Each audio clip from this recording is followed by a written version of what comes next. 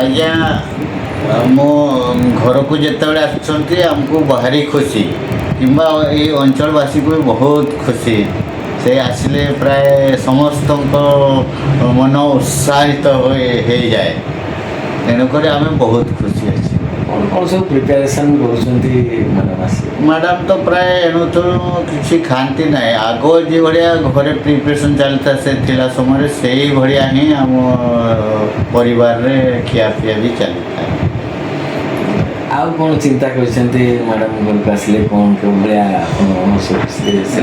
ପ୍ରାୟ ସେ ତ ବନ୍ଧୁବାନ୍ଧବ ଆସନ୍ତି ଗୁଡ଼ାଏ ତେଣୁକରି ପ୍ରାୟ ବହୁତ ଖୁସି। କୁମାର ରଜକ ମୁଁ ଜଣେ ସ୍ଥାନୀୟ ବାସିନ୍ଦା ଏବଂ ଆମର ଯେଉଁ ମାନନୀୟ ରାଷ୍ଟ୍ରପତିଙ୍କ ତାଙ୍କ ଜଣେ ମୁଁ ଶୁଭଚିନ୍ତକ ଆଉ ତାଙ୍କ ଫଲୋୱାର ମଧ୍ୟ।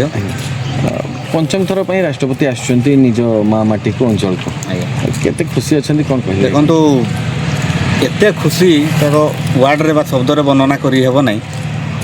ସେ ଯେବେଠୁ ମହାମହିମ ରାଷ୍ଟ୍ରପତି ହେଇଛନ୍ତି ରାଇରଙ୍ଗପୁର ସେଦିନଠୁ ମାନେ ନୂତନ ସୂର୍ଯ୍ୟ ଉଦୟ ହେଇଛି କହିଲେ ଅତ୍ୟୁକ୍ତି ହେବ ନାହିଁ। ବିଭିନ୍ନ ସମୟରେ ସେ ଯେତେବେଳେ ଆସୁଛନ୍ତି କିଛି ନା କିଛି ଆମ ପାଇଁ ଭେଟି ନେଇକରି ଆସୁଛନ୍ତି। ସେଥିପାଇଁ ଆମେ ଉତ୍କଣ୍ଠା ସହିତ ଆମେ ରାଇରଙ୍ଗପୁରବାସୀ ଜଗିଥାଉ ମହାମହିମ ରାଷ୍ଟ୍ରପତି ଆମ ପାଖକୁ ବାରମ୍ବାର ଏମିତି ଆସୁଥାନ୍ତୁ ଏବଂ ରାଇରଙ୍ଗପୁର କାୟାକଳ୍ପ ପରିବର୍ତ୍ତନ ହେଉଥାଉ। ପୁରା ଓଡ଼ିଶା ଭାରତ ବିଶ୍ୱ ସମସ୍ତେ ଦେଖନ୍ତୁ ରାଇରଙ୍ଗପୁର କାୟାକଳ୍ପ କେମିତି ପରିବର୍ତ୍ତନ ହେଉଛି। ପ୍ରାୟ ବହୁତ ଜିନିଷ ଆମେ ପାଇଲୁଣି ଯେଉଁଟା ଆମର ସାତ ସ୍ୱପ୍ନ ଥିଲା, ଶିକ୍ଷା, ଗମନାଗମନ, ସ୍ୱାସ୍ଥ୍ୟ ଏବଂ ଅନ୍ୟାନ୍ୟ ବହୁତ ଦିଗରେ ଆମର ବିଶେଷ କରି ଦିଦିଙ୍କର ଯେଉଁ ଫୋକସ୍ ରହିଛି ଶିକ୍ଷା ଏବଂ ସ୍ୱାସ୍ଥ୍ୟ ଉପରେ। ତା ଛଡ଼ା ରେଲୱେ ଯାହା ଆମର ସାତ ସ୍ୱପ୍ନ ଥିଲା, ଆମର ଗୋଟେ ଟ୍ରେନ୍ ଆମେ ସାନବେଳୁ ଦେଖୁଛୁ, ସେଇ ଟ୍ରେନ୍ଟା ଏବେ ଆମେ ଡେଲି ଦେଖୁଛୁ 5ଟା ଟ୍ରେନ୍ ଆମେ ଯାଉଛି ଏବଂ ରାଉରକେଲା ଗୋଟେ ଟ୍ରେନ୍ ଯାଉଛି। ଖୁବ୍ ଶୀଘ୍ର ରାଇରଙ୍ଗପୁରରୁ ବାଦାମପାହାଡ଼ରୁ ଦିଲ୍ଲୀକୁ ଟ୍ରେନ୍ ମଧ୍ୟ ଯିବାର ଯୋଜନା ରହିଛି। ପ୍ରାୟ ଏପ୍ରିଲରେ ସେଟା ଚାଲିପାରେ।